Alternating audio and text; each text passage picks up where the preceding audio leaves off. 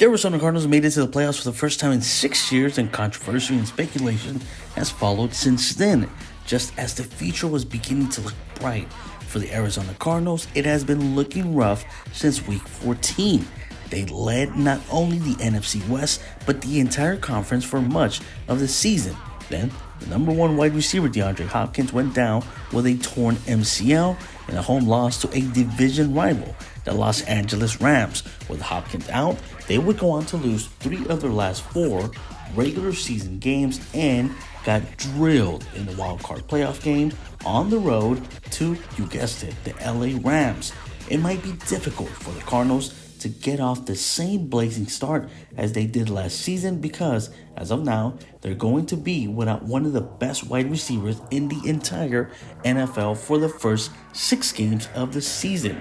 Hopkins will be suspended 6 games due to a violation of the league's performance-enhancing drug policy. No COVID vaccine, but he's using substances banned by the NFL.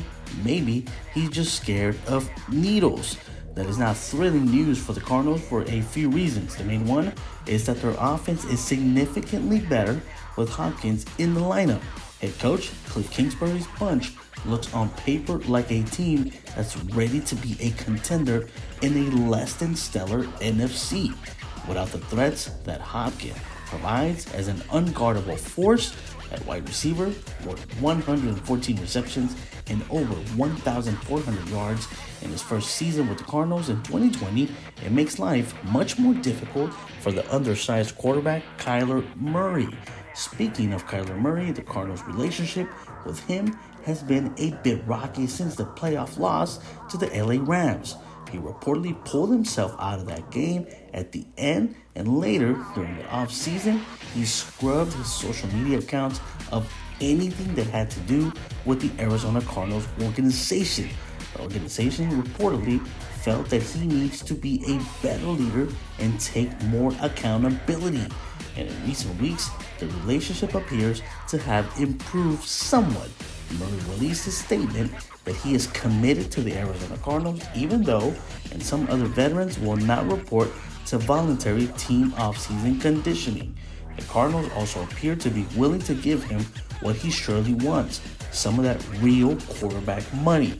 Fortunate for them, they've made a move to strengthen their receiving core with their draft day trade to acquire Marquise Hollywood Brown, a former teammate of Murray's at the University of Oklahoma. It's a move Murray is certainly in favor of, and they had better rediscovered their connection from the 2018 season quickly, because it's not like Brown was putting up Hopkins-like statistics with the Baltimore Ravens, even during Lamar Jackson's 2020 MVP season. While the Cardinals took the right step to try to mitigate this loss, they're still going to be without one of the best players in the NFL for more than a third of the 2022 season.